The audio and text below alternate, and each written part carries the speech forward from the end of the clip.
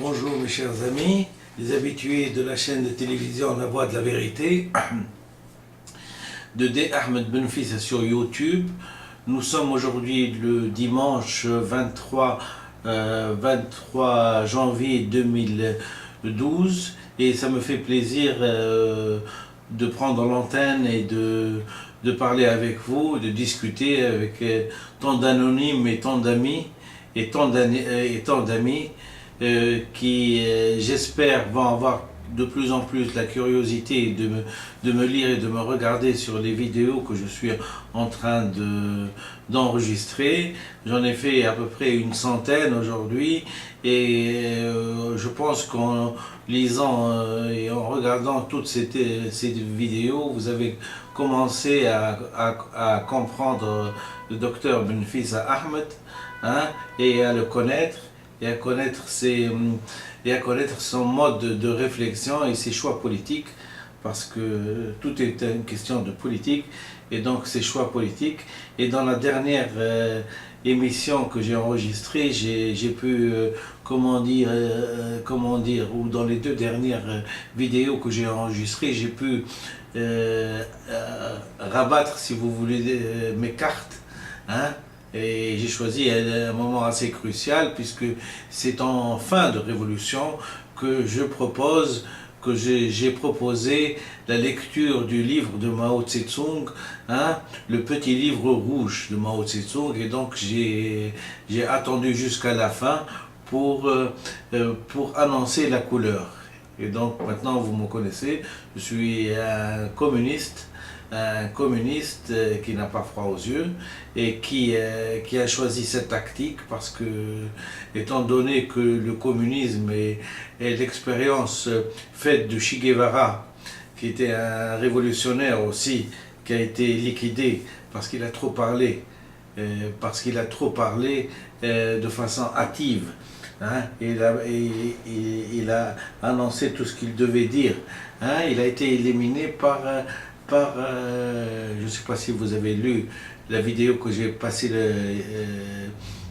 hier, avant-hier, par la CIA. Donc, et je me devais, hein, d'apprendre la leçon par cœur de M. Che Guevara pour pouvoir faire arriver mon son, et heureusement qu'il y a les nouvelles technologies avec ces vidéos qu'on arrive quand même à transmettre le mode de pensée et le choix politique des gens qui en sont dans l'opposition, et dans une opposition qui vous le concevez bien, une opposition qui a un caractère international, qui n'a même pas un caractère national.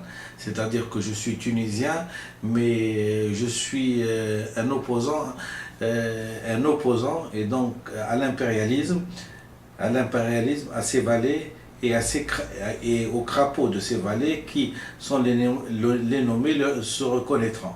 Et donc, comme je vous ai dit, il y a bien longtemps déjà, au début de mes vidéos, c'est que j'étais à l'origine de la révolution tunisienne, pour le respect de l'acquis phylogénique, qui est une donnée naturelle, et donc le respect de l'acquis phylogénique, et que j'ai nommé la révolution tunisienne ثورة الشعب التونسي للاحترام للمعطى والمكتسب, c'est-à-dire la révolution tunisienne pour le respect de l'acquis phylogénique, qui n'est rien d'autre que l'inné et l'acquis.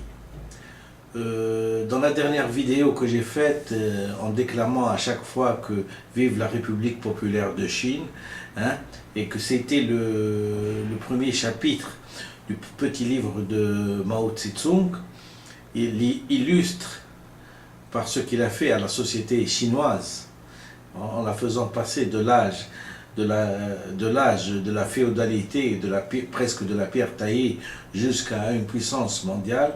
J'avais pris comme décision de dire à chaque fois, de lire son petit livre rouge qui restera une référence pour l'humanité entière, hein, qui est une référence pour l'humanité entière et pour tous les peuples opprimés qui vont se révolter et qui se révolteront un jour ou l'autre, hein, pour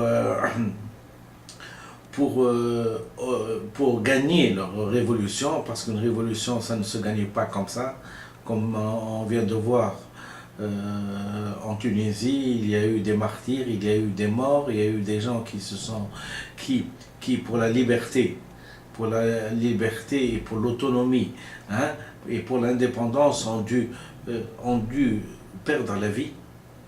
Ce sont ces illustres-là auxquels je pense, hein, et que je suis en train de comparer à toutes les victimes qui ont été, toutes les victimes du monde, hein, du monde, hein, toutes les victimes de l'oppression, et que même c'est pas un problème de religion, c'est un problème d'oppression de l'être humain, hein, de l'être humain. On a bien vu la razzia qu'a fait Hitler contre les Juifs, hein, je suis contre. Et d'ailleurs, la preuve en est, hein, j'ai choisi une chanson de Jean Ferrat, Nuit et brouillard, pour en même temps, hein, célébrer à ma façon les victimes de Sabra et Shatila. Et j'espère que la dernière vidéo que j'ai faite, et je remercie YouTube qui m'a laissé par des emails, qui m'a laissé pouvoir argumenter mes dires et argumenter mes arguments, hein, avec des vidéos qui ne m'appartiennent pas. Et dans ces auteurs, d'abord je les remercie de pouvoir m'autoriser à parler, et donc à illustrer les argumentations que je donne, hein, avec ces vidéos.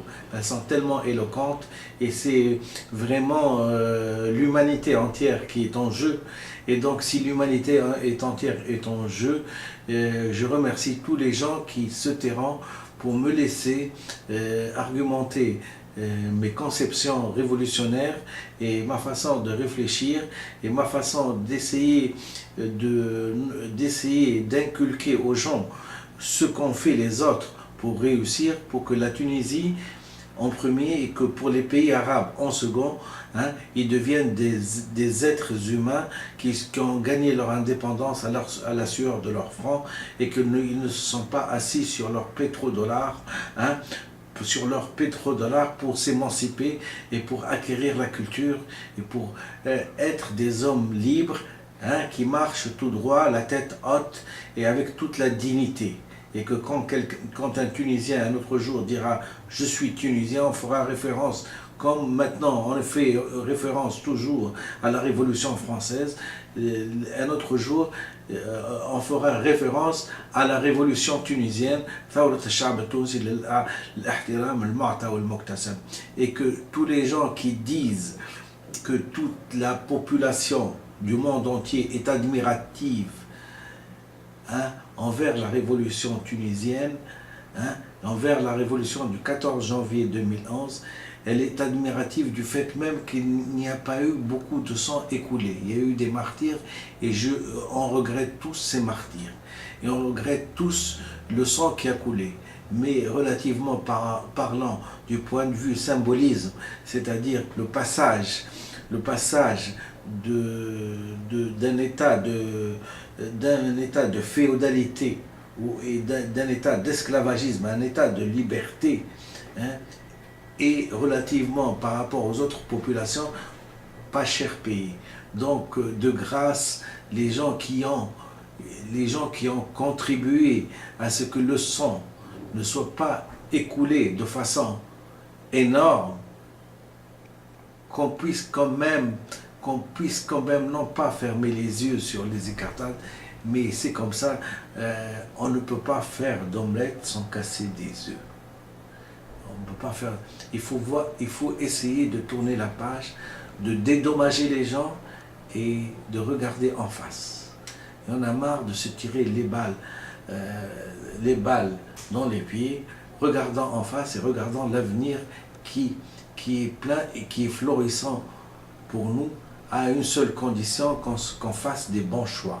et que si les gens sont admiratifs maintenant, ils nous en voudront, nous en voudront à mort de n'avoir pas réussi notre révolution.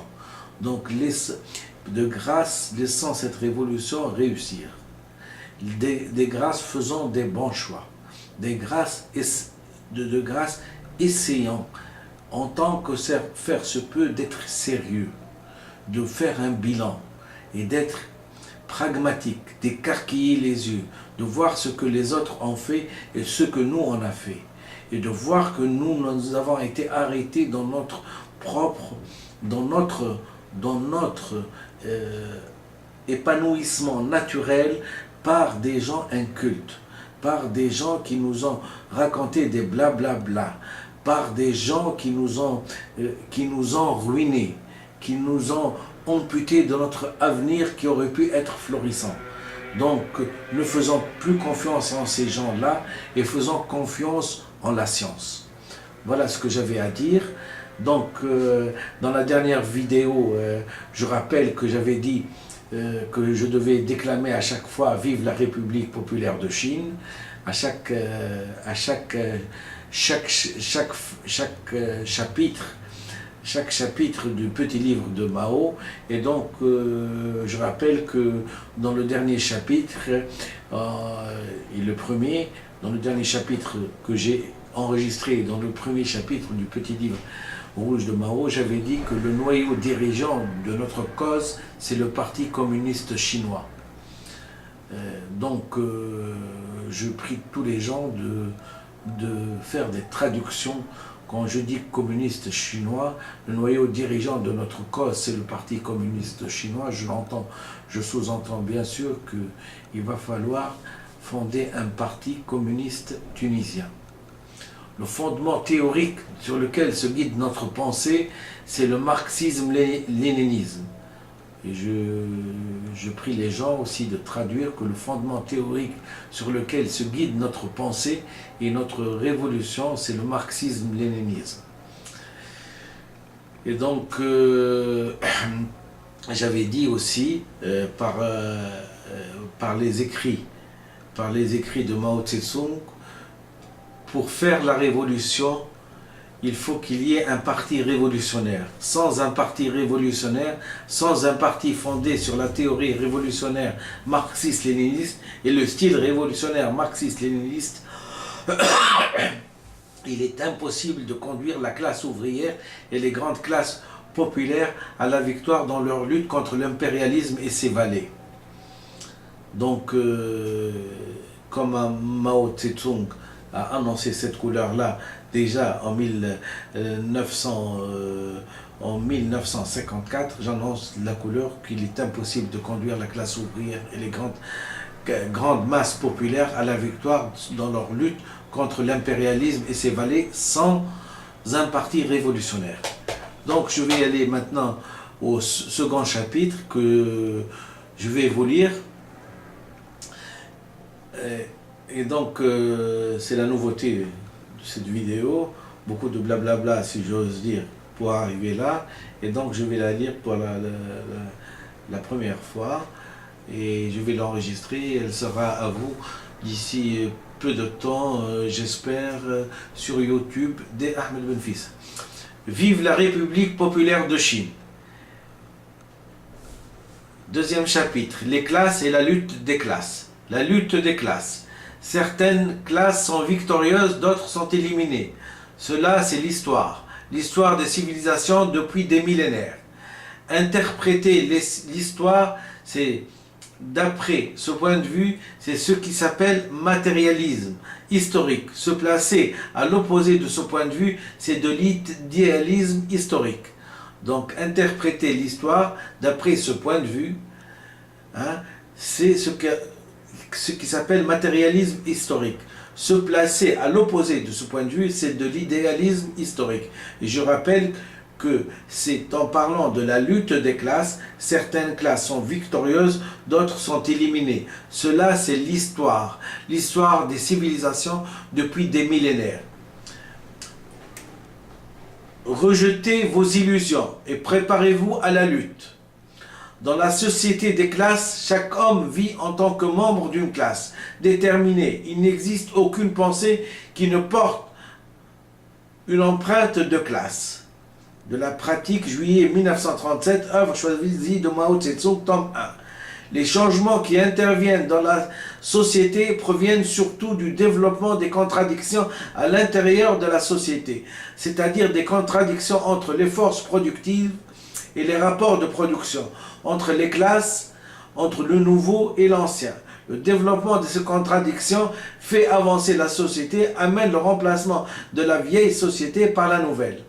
Ça, Mao Tse-tung est en train de nous dire que c'est la lutte des classes qui a engendré la révolution et c'est une nouvelle société qui va s'annoncer à nous. C'est ce que j'appelle la société communiste.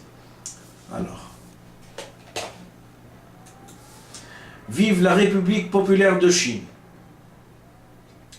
L'impitoyable exploitation économique et la cruelle oppression politique de la part des propriétaires fonciers qu'entraîne la paysannerie à entreprendre un grand nombre d'insurrections contre leur domination. Ça a été dit dans les déclarations de la contradiction, août 1937, œuvre choisie de Mao Tse-tung, tome 1. Donc je répète, l'impitoyable exploitation économique et la cruelle oppression politique de la part des propriétaires fonciers qu'entraîne la paysannerie à entreprendre un grand nombre d'insurrections contre leur domination. Dans la société féodale chinoise, les luttes des classes de la paysannerie, les insurrections et les guerres paysannes ont seules été les véritables forces motrices dans le développement de l'histoire. Je répète, dans la société féodale chinoise, les luttes des classes de la paysannerie, les insurrections et les guerres paysannes ont seules été les véritables forces motrices dans le développement de l'histoire. C'est ce qui se passe chez nous exactement. La révolution chinoise et le Parti communiste chinois, décembre 1939, œuvre choisie de Mao Tse-tung, tome 2. La révolution n'est pas un dîner de gala. Elle ne se fait pas comme une œuvre littéraire, un dessin ou une broderie. Elle ne peut s'accomplir avec autant d'élégance, de tranquillité, de délicatesse, ou avec autant de douceur, d'amabilité, de courtoisie, de retenue et de générosité d'âme. La révolution, c'est un soulèvement, un acte de violence par lequel une classe en renverse une autre. Vive la République populaire de Chine. Rapport sur l'enquête menée dans le Hunan à propos du mouvement paysan. Mars 1927. Œuvre choisie de Mao Tse-tung, tome 1. Chiang Kai-shek cherche toujours à arracher au peuple la moindre parcelle de pouvoir, le moindre avantage conquis. Et nous, notre politique consiste à lui riposter du tac au tac et à nous battre pour chaque pouce de la terre. Nous agissant à sa manière, Chiang Kai-shek cherche toujours à imposer la guerre au peuple, une épée à la main gauche, une autre à la main droite. À son exemple, nous prenons nous aussi des épées. Et comme Chiang Kai-shek affile maintenant ses épées, nous devons affiler les nôtres aussi. Bien sûr, il faut toujours reporter ce qu'a dit Mao Tse-tung à notre petit pays, la Tunisie. Qui est en révolution. Vive la République populaire de Chine. La situation et notre politique après la victoire dans la guerre de résistance contre le Japon. 13 août 1945. Œuvre choisie de Mao Tse-tung, tome 4. Quels sont nos ennemis et quels sont nos amis? C'est très important. C'est là une question d'une importance primordiale pour la révolution. Si dans le passé, toutes les révolutions en Chine ont obtenu que peu de résultats, la raison essentielle, c'est qu'elles n'ont point réussi à s'unir autour d'elles leurs vrais amis pour porter les coups à leurs vrais ennemis.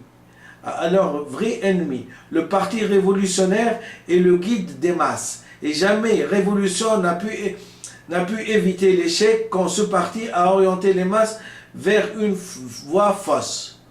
Pour être sûr de ne pas conduire sur la voie fausse et de remporter la victoire dans la révolution, nous devons absolument veiller à nous unir avec nos vrais amis pour porter des coups à nos vrais ennemis. Et pour distinguer nos vrais amis de nos vrais ennemis, nous devons entreprendre une analyse générale des conditions économiques des diverses classes de la société chinoise et de leur attitude respective envers la révolution. Vive la révolution populaire de Chine. Analyse des classes de la société chinoise, mars 1926. Œuvre choisie de Mao Tse-tung.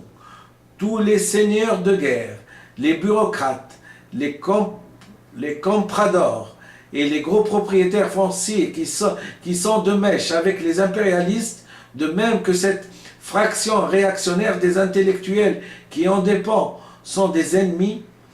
Le prolétariat industriel est la force dirigeante de notre révolution.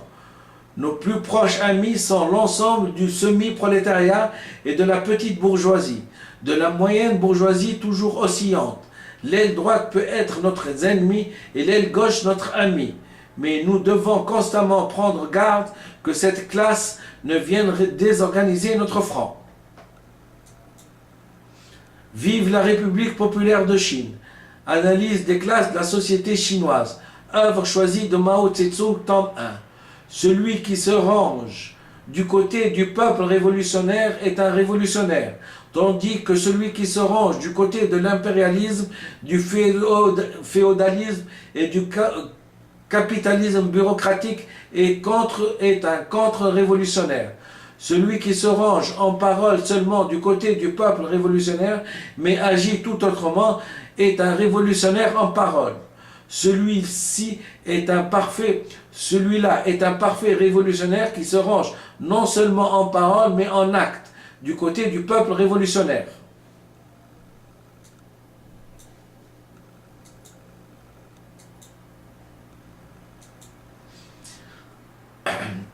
Vive la révolution, vive la révolution, vive la République populaire de Chine. Allocution de clôture à la deuxième session du Comité national de la première conférence consultative politique du peuple chinois. Allocution de clôture à la deuxième session du Comité national de la première conférence consultative politique du peuple chinois.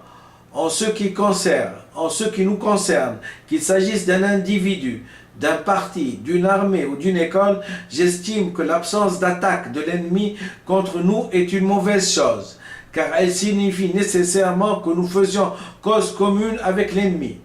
Si nous sommes attaqués par l'ennemi, c'est une bonne chose, car cela prouve que nous avons tracé une ligne de démarcation bien nette entre l'ennemi et nous. Et si celle-ci nous attaque avec violence, nous peignons sous les couleurs les plus sombres et dénigrant tout ce que nous faisons, c'est encore mieux, car cela prouve non seulement que nous avons établi une ligne de démarcation nette entre l'ennemi et nous, mais encore que nous avons remporté des succès remarquables dans notre travail. Donc, je répète, en ce qui nous concerne, qu'il s'agisse d'un individu, d'un parti, d'une armée ou d'une école, j'estime que l'absence d'attaque de l'ennemi contre nous est une mauvaise chose, car elle signifie nécessairement que nous faisons cause commune avec l'ennemi. Si nous sommes attaqués par l'ennemi, c'est une bonne chose, car cela prouve que nous avons tracé une ligne de démarcation bien nette entre l'ennemi et nous. Et si celui-ci nous attaque avec violence, nous peignons sous les couleurs les plus sombres et dénigrant tous et qu'il nous peigne sous les couleurs les plus sombres et nous dénigre de ce que nous faisons, c'est encore mieux, car cela prouve non seulement que nous avons établi une ligne de démarcation nette entre l'ennemi et nous, mais encore que nous avons remporté des succès remarquables dans notre travail. Vive la République populaire de Chine. Être attaqué par l'ennemi est une bonne chose et non une mauvaise chose. Nous devons obtenir tout ce que notre ennemi combat et combattre tout ce qui nous soutient. Nous devons soutenir tout ce que notre ennemi combat et combattre tout ce qui nous soutient. Entretien avec 3 correspondants de l'Agence centrale de l'information et des journaux du 16 septembre 1959, œuvre choisie de Mao Tse-tung, tome 2. Nous nous tenons sur les positions du prolétariat et des masses populaires. Pour les membres du Parti communiste, cela implique la nécessité de se tenir sur la position du parti, de se conformer à l'esprit du parti et à la politique du parti.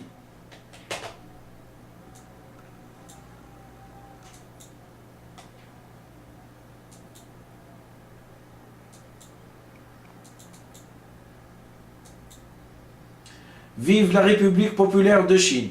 Intervention aux causeries sur la littérature et l'art de Yen, œuvre choisie de Mao Tse-tung, tome 3. Après l'anéantissement des ennemis armés, il y aura encore des ennemis non armés. Ceux-ci ne manqueront pas de mener contre nous une lutte à mort. Nous ne devons jamais les sous-estimer. Si nous ne posons et ne comprenons pas maintenant le problème, de cette façon, nous commettrons les plus graves erreurs. Rapport de la 2e session plénière du comité central issu du 8e congrès du Parti communiste chinois le 5 mars 1949, œuvre choisie de Mao Tse-tung, tome 4. Les impérialistes et les réactionnaires du pays ne se résigneront jamais à leur défaite. Ils se débattront jusqu'à la fin. Même quand la paix et l'ordre auront été rétablis dans l'ensemble du pays, ils continueront par tous les moyens à se livrer au sabotage et à provoquer des troubles, et chercheront à tout instant à rétablir leur domination en Chine. Cela est certain, indubitable. Nous ne devons donc absolument pas relâcher notre vigilance.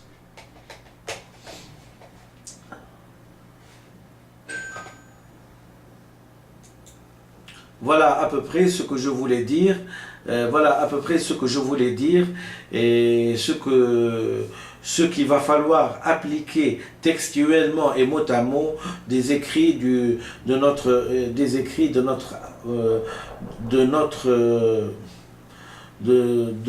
éminence Mao Tse-tung. Vive la révolution chinoise, vive la République populaire de Chine, vive la République populaire de Tunisie, vive ثورة الشعب التونسي للاحترام للمعطى والمكتسب. À bientôt, je vous remercie infiniment.